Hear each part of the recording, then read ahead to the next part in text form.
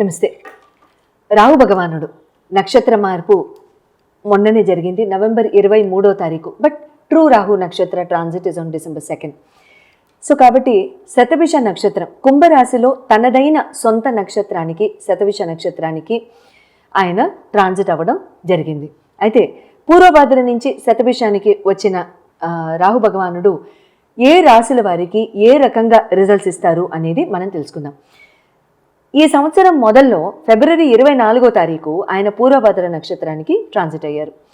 మే 18న ఆయన కుంభరాశికి మీనరాశి నుండి ఆయన ట్రాన్సిట్ అవ్వడం, కేతుతో పాటు కేతు భగవానుడేమో సింహరాశికి ట్రాన్సిట్ అవ్వడం, రాహు భగవానుడు కుంభరాశికి ట్రాన్సిట్ అవ్వడం జరిగింది.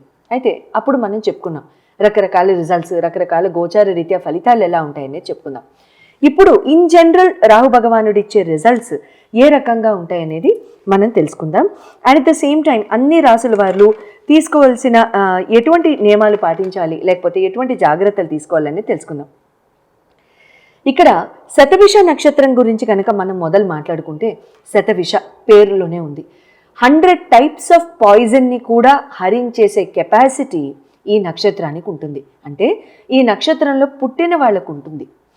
వీళ్ళకి జనరల్గా ఫుడ్ పాయిజనింగ్ అవ్వడం కానీ, లేదా ఇటువంటి అంటే food poisoning related health disorders రావడం కానీ ఇలాంటివి జనరల్గా జరగవు. వైరల్ ఫీవర్స్ జనరల్గా వీళ్ళకి రావు. ఒకవేళ వచ్చినా అది 1 to 4 days గ్యాప్లోనే తగ్గిపోతుంది. బియాండ్ 4 వీళ్ళకి నడవదు, అది ఆ ఫీవర్స్ అనేవి నడవు. But at the same time again it really depends. మళ్ళీ ఒక్క పర్సంటేజ్ ఆఫ్ పాపులేషన్ని నేను ఇక్కడ బ్రాకెట్లో పెడతాను అండ్ ఎలిమినేట్ కూడా చేస్తాను ఆ పర్సంటేజ్ని. ఇక్కడ ఏమవుతుందంటే రాహు భగవానుడు ఎక్కడ ప్లేస్మెంట్ వాళ్ళ కుండలిలో, వాళ్ళ జన్మ కుండలిలో ఎలా ప్లేస్ అయి ఉన్నారనేది కూడా మనం కనుక కన్సిడర్ చేసుకున్నట్లయితే, పరిగణనలోకి తీసుకున్నట్లయితే అక్కడ మనకి ఇంకా బెస్ట్ రిజల్ట్స్ అనేవి మనం చెప్పుకోవడానికి వీలవుతుంది.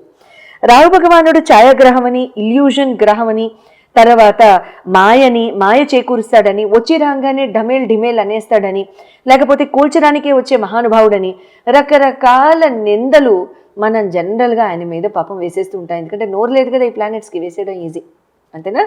Very good. But all false, అటువంటివి ఏమీ కావు, అస్సలు కాదు. రాహు భగవానుడు ఇచ్చినట్టు ఎవరు ఇవ్వలేరు. రాహు భగవానుడు అంటే హిందీలో ఒక సామెత కూడా ఉంది, చప్పటి ఫాడికే దేనాతో రాహుకి ఆగి కోయినే కర్ సక్తా అని. అంటే so రంక్ say Raja, Raja to రంక్, నేను చాలాసార్లు కూడా చెప్పాను అది. సో ఇచ్చిన అమ్మ పెట్టేది పెడుతుంది, కొట్టేది కొడుతుంది అనే సామెత కూడా ఉంది కదా. బహుశా రాహు భగవానుని చవి చూసిన తర్వాతనే, ఆయన ప్రేమని చవి చూసిన తర్వాతే ఎవరో ఆ సామెత పెట్టుంటారని నేను మనస్ఫూర్తిగా నమ్ముతాను. ఎందుకంటే తల్లి కూడా రాహు స్వరూపం కిందనే మనం చెప్పుకోవచ్చు, ఎందుకంటే అమ్మవారి స్వరూపమే కాబట్టి. సో కాబట్టి ఇక్కడ మన శ్రద్ధ, మన ఫోకస్, మన డిసిప్లిన్, మన భక్తి, మన లైఫ్ స్టైల్ ఇవన్నీ కూడా చాలా నీతిగా, నియమంగా, ధర్మంగా కనుక మనం పాటిస్తూ కనుక వెళ్ళినట్లయితే రాహు భగవానుడు ఏమీ చేయరండి. ఆయన ఏమీ చేయరు. మనం ఎక్కడైనా క్రమం తప్పితేనే కాస్త క్రమశిక్షణలో పెడతారు, చేయి పట్టుకుని లాగుతారు. ఆ లాగడంలో కాస్త గట్టిగా లాగుతారు, అంతే, పెద్దగా ఏముండదు, ఇబ్బంది ఏం లేదు. సో ఇక్కడ ఏమవుతుందంటే రాహు భగవానుడు శతభిష నక్షత్రంలో ఇక్కడ చేయడం అనేది, శతభిష నక్షత్ర అంటే ఆ శతభిష నక్షత్ర యొక్క lord doctors of all the planets అని కూడా అంటూ ఉంటాం. సో ఇక్కడ ఏమవుతుందంటే, అంటే ఏదైనా హీలింగ్ కెపాసిటీ వీళ్ళకి చాలా చాలా బాగుంటుంది. శతభిష నక్షత్రంలో పుట్టిన వాళ్ళు ఇన్ జనరల్, అంటే నక్షత్రాల జనరల్ క్యారెక్టరిస్టిక్స్ కనుక ఈ రాహు భగవానుడు ఉన్నప్పుడు ఏ రకంగా ఉంటుందని చెప్పుకున్నట్లయితే, ఈ శతభిష నక్షత్రం యొక్క కెపాసిటీలో ఏమవుతుందంటే, healers, mental wellbeing healers, psychologist, psychiatrist, neuro scientist, neurologist వీళ్ళందరూ కూడా ఈ నక్షత్రానికి చెందిన వాళ్ళు కనుక ఉన్నట్లయితే they will be excelling in their profession very very well. నేను అటువంటి డాక్టర్స్ని చాలామందిని చూశాను. I mean most of them are my clients also. And నేను చాలామందిని చూడడం కూడా జరిగింది. I met a lot of neuro surgeons and neuro scientist who belong to this నక్షత్రం అండ్ వెరీ బ్యూటిఫుల్ డాక్టర్స్. అంటే అసలు హోరోస్కోప్ నేను ఓపెన్ చేయకముందే వీళ్ళు శతభిష అయి ఉంటారు అనుకుంటుండగానే వాళ్ళు రాహు యొక్క వెల్ ప్లేస్డ్ బ్లెస్సింగ్స్తో వాళ్ళు ముందుకు వెళ్ళిపోతున్న human beings and lovely human beings అని చెప్పుకోవచ్చు. ఇక్కడ ఏమవుతుందంటే కుంభరాశిలో ఇక్కడ శతభిష నక్షత్రంలో రాహు భగవానుడు వచ్చి రాగానే ఇక్కడ ఆయన ఏదో ఒక చేంజ్, ఏదో ఒక డైరెక్టివ్ అనేది మన లైఫ్స్కి ఇస్తూ ఉంటారు. ఇక్కడ ఏమవుతుందంటే, అంటే పబ్లిక్ పరంగా కనుక మనం చెప్పుకున్నట్లయితే, వరల్డ్ పరంగా కనుక మనకు చెప్పుకున్నట్లయితే, పబ్లిక్ యాంటిసిపేషన్తో కూడిన నిర్ణయాలు, లేకపోతే పబ్లిక్ యాంటిసిపేషన్తో కూడిన డెసిషన్స్ కానీ, గవర్నమెంట్లో ఏదైనా డెసిషన్స్ ఇవ్వడం కానీ, లేకపోతే గవర్నమెంట్ ఏదైనా డైరెక్టివ్స్ పబ్లిక్కి ఇవ్వడం కానీ, లేదన్నా మార్పులు చేర్పులు పబ్లిక్కి ఇవ్వడం కానీ ఇలాంటివి చేస్తుంది. ఇలాంటివి మనం చూస్తాం.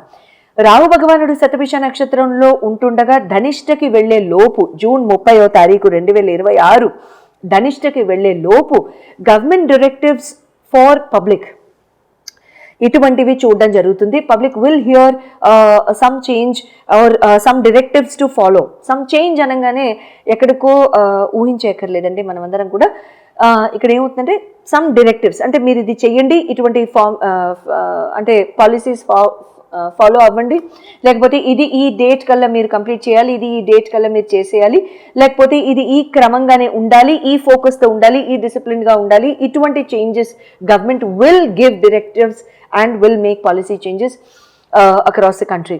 ఇటువంటివి మనం జనరల్గా డెఫినెట్గా వింటూ ఉంటాం. అండ్ ఇక్కడ ఇంకొకటి ఏమవుతుందంటే, taxes పరంగా కానివ్వండి, అటువంటి పరంగా కానివ్వండి, very interesting changes will come up in the following budget also next year.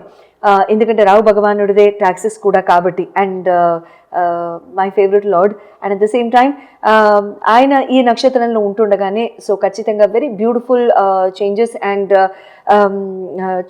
And with very అంటే eye opening changes and very public interest, అంటే మనం కళ్ళు రేజ్ చేసి చూసే చేంజెస్తో గవర్నమెంట్ చాలా చక్కటి చేంజెస్ తీసుకురావడం అనేది కూడా మనం చూస్తాం. ఇక్కడ తర్వాత గోల్డ్ అండ్ సిల్వర్ కూడా చాలా చాలా స్టేబుల్గా ఉంటాయండి ఈ టైంలో. అండ్ ఈ పర్టిక్యులర్ 4 to 6 months టైంలో కూడా చాలా చాలా స్టెబిలిటీ అనేది చూస్తాం. మేజర్ ఫ్లక్చువేషన్స్ అయితే చూడడం జరగదు. Next year post March changes అనేది చూడడం జరుగుతుంది. అక్కడే ఇంక్రీజ్ అవ్వడం అనేది జరుగుతుంది. బిఫోర్ మార్చ్, ప్రీ మార్చ్ అయితే మాత్రం స్టెబిలిటీ అనేది ఎక్కువగా చూడడం జరుగుతూ ఉంటుంది.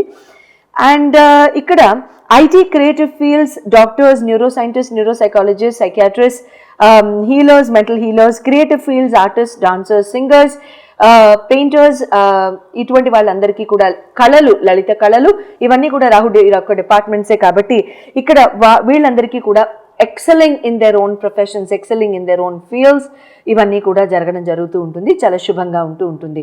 మీరు కనుక ఎంతో కాలంగా ఈ పర్టిక్యులర్ ఫీల్డ్స్లో మేము ముందుకు వెళ్దాం అనుకుంటున్నాం, బట్ వెళ్ళలేదు, ప్రోత్సాహం లేదు, లేకపోతే ఇంట్లో పనుల మొలాన, ఇంట్లో రెస్పాన్సిబిలిటీస్ మొలాన చేయలేదు అనుకుంటే, please take out time for your self. And ఈ టైంలో కనుక మీరు చేసినట్లయితే చాలా శుభంగా ఉంటుంది. Take the blessings of Rahu and నక్షత్ర లార్డ్ యొక్క బ్లెస్సింగ్స్ తీసుకుని కనుక మీరు ముందుకు వెళ్ళినట్లయితే చాలా చాలా శుభంగా ఉంటూ ఉంటుంది. అట్ ద సేమ్ టైం ఇక్కడ మీకు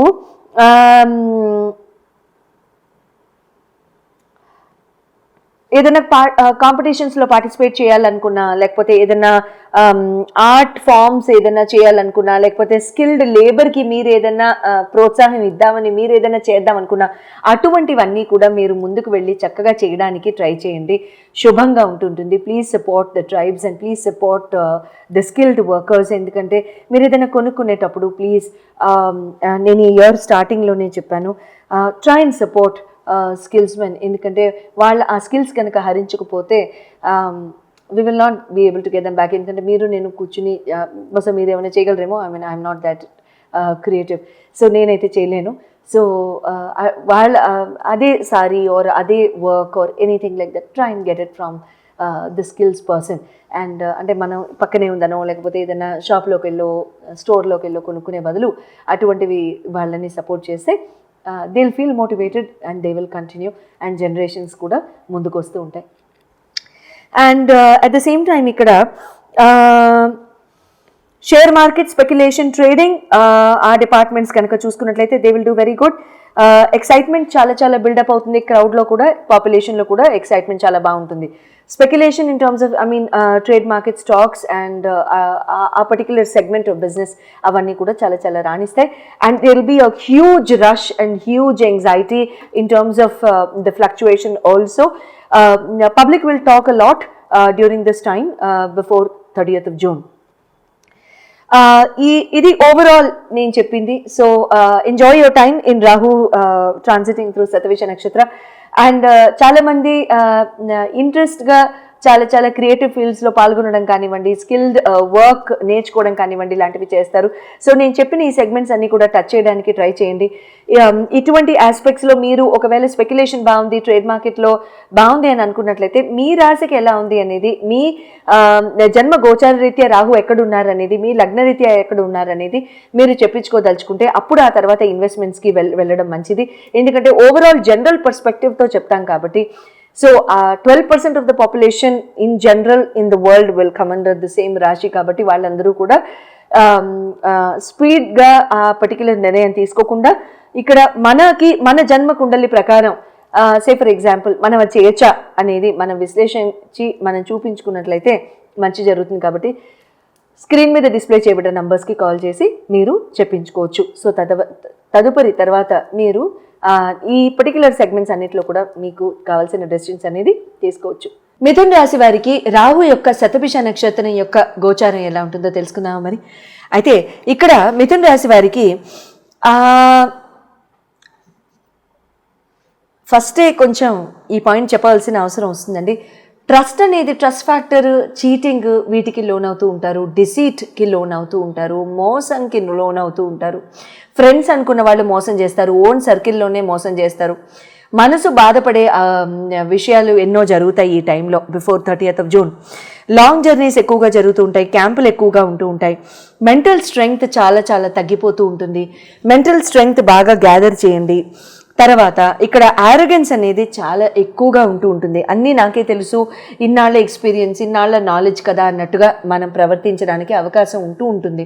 బట్ అదే నాలెడ్జ్, అదే టాలెంట్తో మనం ప్రతిరోజు ముందుకు వెళ్ళలేం కదా. There is something called is change, there is something called is upgradation, there is something called is unlearning and learning. So అటువంటి ఫ్యాక్టర్స్ కనుక తీసుకున్నట్లయితే ఇక్కడ మిథున్ రాశి please be very careful. And మీరు చాలా చాలా నేర్చుకున్నది అన్లర్న్ చేసి కొత్తది నేర్చుకోవడం, కొత్తది ఆస్వాదన చేయడం, సబ్జెక్ట్ పరంగా ఓవర్ కాన్ఫిడెన్స్ లేకుండా ఉండడం అనేది చాలా మంచిది.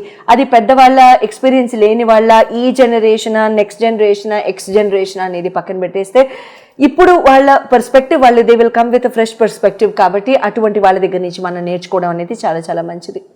ఇక్కడ ఏమవుతుందంటే మీరు లెర్నింగ్ని ఎంత నేర్చుకుంటున్నారు అనేది మీరు అది లెక్క పెట్టుకోవాలి, కానీ ఇంకా మిగతావి ఏమీ కూడా ఉండకూడదు. సో మిస్ట్రస్ట్, డిసీట్, మోసాలు ఇటువంటి వాటికి గురవకండి. ఇది చాలా చాలా ఇంపార్టెంట్ టిప్. మీకు నాలెడ్జ్ అనేది ఎప్పుడు కూడా మీరు నేర్చుకుంటూ ఉండాలి. అండ్ మెంటల్ స్ట్రెంగ్త్ ఎప్పుడు కూడా గెయిన్ చేసుకుంటూ ముందుకు వెళ్తూ ఉండండి. శుభం జరుగుతూ ఉంటుంది. శుభం భూయాత్.